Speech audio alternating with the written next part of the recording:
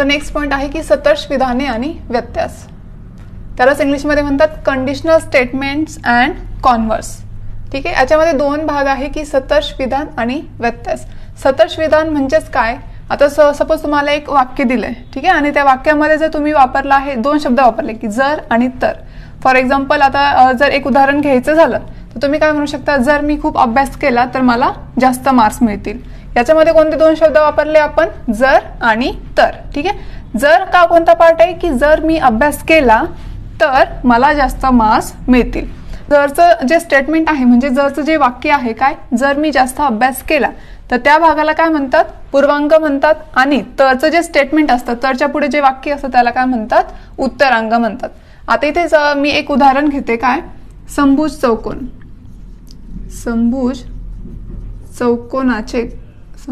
चौकोनाचे कर्ण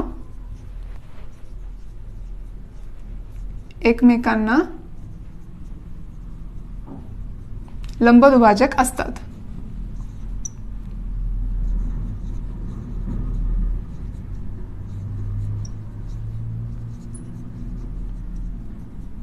ठीक आहे, हे एक स्टेटमेंट घेतलं आपल्याला.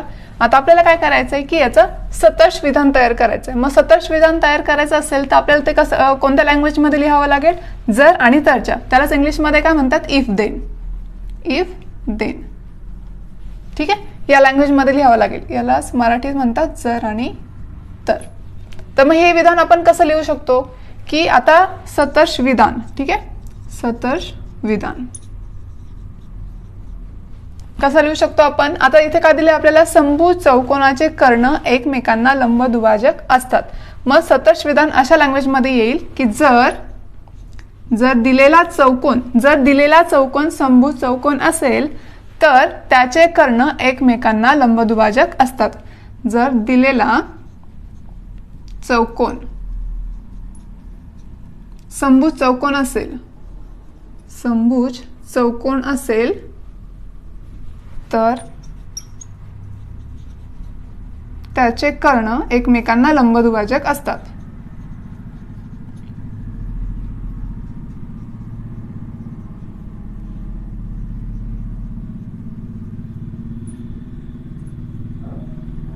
ठीक आहे, याला काय म्हणतात, सतर्श विधान. आता याचा पूर्वांग कोणता असेल, हा जरचा. म्हणजे जर दिलेला चौकोन समभुज चौकोन असेल, ठीक आहे, दिलेला पासून तर समभुज चौकोन इथपर्यंत हा कोणता पार्ट झाला, पूर्वांग झाला. आणि हा जो तरचा जो पार्ट आहे, तरचा पार्ट कोणता आहे, तर त्यांचे कर्ण एकमेकांना लंबदुभाजक असतात. यालाच काय म्हणतात, उत्तरांग म्हणतात. आणि त्यालाच मध्ये काय म्हणतात, अँटीसेडंट. याला काय म्हणतात, पूर्वांग. ठीक आहे, पूर्वांग आणि कॉन्सिक्वेंट यालाच म्हणतात उत्तरांग.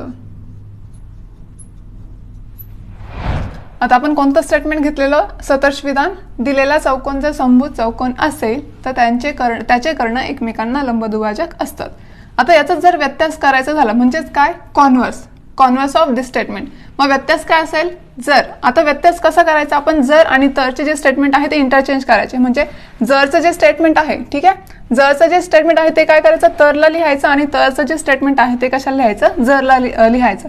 आता इथे काय तुमचा जर दिलेला चौकोन समभुज चौकोन असेल, इथे काय हे जरचं म्हणजे काय झालं, आपल्याला सतर्श विधानाचा पूर्वांग झाला. ठीक आहे, आणि उत्तरांग कोणता आहे, त्याचे कर्ण परस्परांचे लंबदुभाजक असतात. म्हणजे पूर्वांग आणि उत्तरांग या दोघांची जर अदला बदल जर केली तर आपल्याला कोणतं स्टेटमेंट मिळत आहे, व्यत्यास म्हणजेच काय, कॉन्व्हर्स.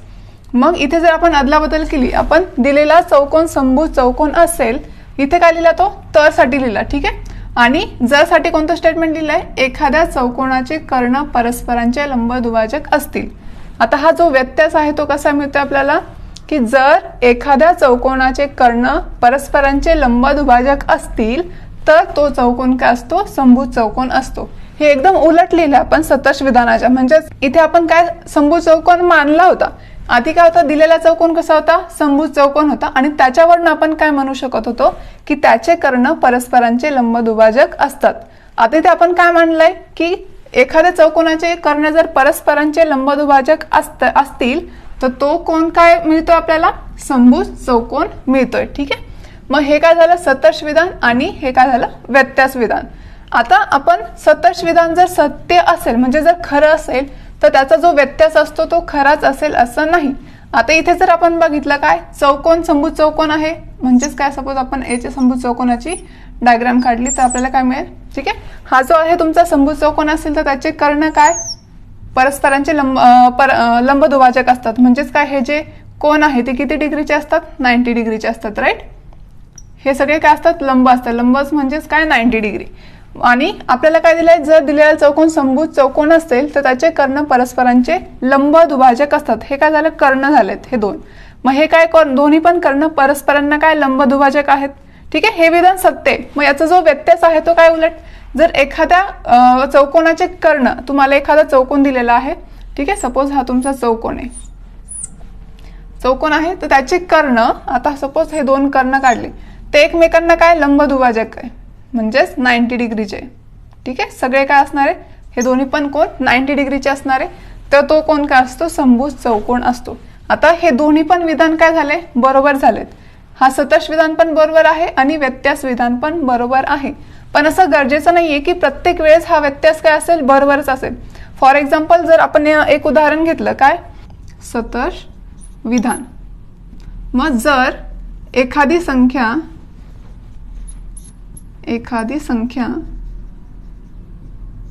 मूळ असेल तर ती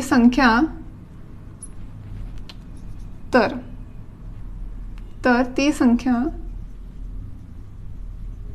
सम असते सम किंवा विषम असते. ठीक आहे, सम किंवा विषम असते. हे झालं तुमचं सतर्श विधान. आता याचा जर व्यत्यास केला तर आपल्याला काय मिळेल व्यत्यास म्हणजेच कॉन्व्हर्स. त्यालाच इंग्लिशमध्ये काय म्हणतात कॉन्व्हर्स. आणि जे सतर्श विधान आहे त्याला काय म्हणतात कंडिशनल स्टेटमेंट. इंग्लिशमध्ये कंडिशनल स्टेटमेंट. हे जे विधान आहे ते कोणते कंडिशनल स्टेटमेंट आहे. आता आपल्याला कॉन्व्हर्स स्टेटमेंट लिहायचं. कॉन्व्हर्स स्टेटमेंट कसं लिहिणार मग आपण उत्तरांग आणि पूर्वांग. ठीक आहे, यांची काय करणार अदलाबदल करणार. म्हणजे इथे लिहिणार जर एखादी संख्या सम किंवा विषम असेल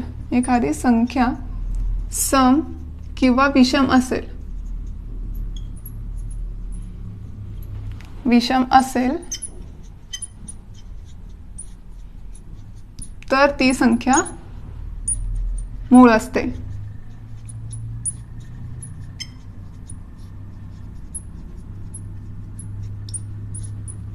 ठीक आहे, हे काय झालं तुमचं कॉन्व्हर्स स्टेटमेंट म्हणजेच व्यत्यास. आता आपण जर बघितलं मी आधीच्या स्टेटमेंटमध्ये सांगितलंय की सतर्श विधान जर खरं असेल तर त्याचा व्यत्यास म्हणजे कॉन्व्हर्स स्टेटमेंट खरं असेलच असं नाही.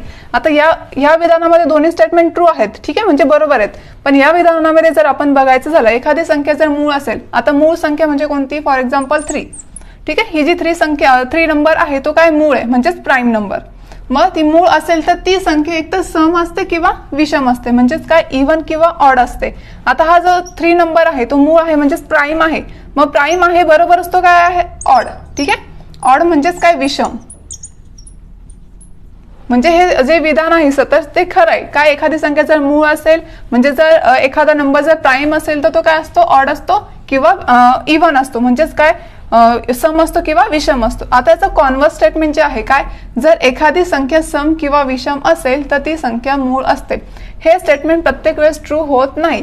म्हणजेच एखादं उदाहरण घेतलं काय एखादी संख्या कोणती जर एखादी संख्या सम किंवा विषम सपोज मी एक सम संख्या घेतली म्हणजेच इव्हन नंबर. ठीक आहे, इव्हन नंबर घेतलाय तर ती संख्या मूळ असते. आता ही संख्या मूळ आहे का म्हणजेच काय प्राईम आहे का नाहीये कारण 4चे 2 भाग पडतात म्हणजेच काय 2 × 2. आता प्राईम नंबर कोणता असतो ज्याचे 2 पार्ट म्हणजे फॅक्टर पडत नाही. ठीक आहे, प्राईम नंबर म्हणजे आता सपोज 3 इज प्राईम नंबर. याचे कोणते फॅक्टर आहे 1 आणि 3 हे 2च फॅक्टर्स आहेत. तसं 4चे 1 आणि इटसेल्फ असे 2 फॅक्टर्स आहेत का नाही. इथे बघा 3चा 1 आणि इटसेल्फ म्हणजे तो स्वतः त्या संख्येला कोणत्याही संख्येने एक किंवा त्या स्वतःने भाग जातो त्या संख्येला काय म्हणतात, प्राईम नंबर किंवा मूळ संख्या. आता इथे 5, ठीक आहे. 5 ला कशाने भाग जातोय, एकाने आणि 5ने, म्हणजे स्वतःला भाग जातोय.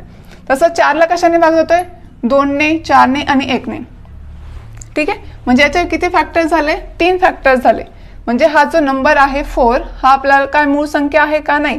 तो जरी सम असेल तरी तो मूळ नाहीये. ठीक आहे. आता विषम, एखादी विषम संख्या घेतली म्हणजेच 9, ऑड नंबर आहे 9. आता या 9 जरी ऑड नंबर असला किंवा विषम संख्या असली तरी ती मूळ संख्या आहे का, नाहीये. कारण 9चे फॅक्टर्स कोणते, 1, 3 आणि 9. ठीक आहे. याचा अर्थ 9 हा नंबर मूळ नाहीये, म्हणजेच काय, प्राईम नाहीये. म्हणजेच जर सतर्श विधान सत्य असेल तर त्याचा व्यत्यास म्हणजेच कॉन्व्हर्स स्टेटमेंट नेहमी सत्य असेलच असं नाही.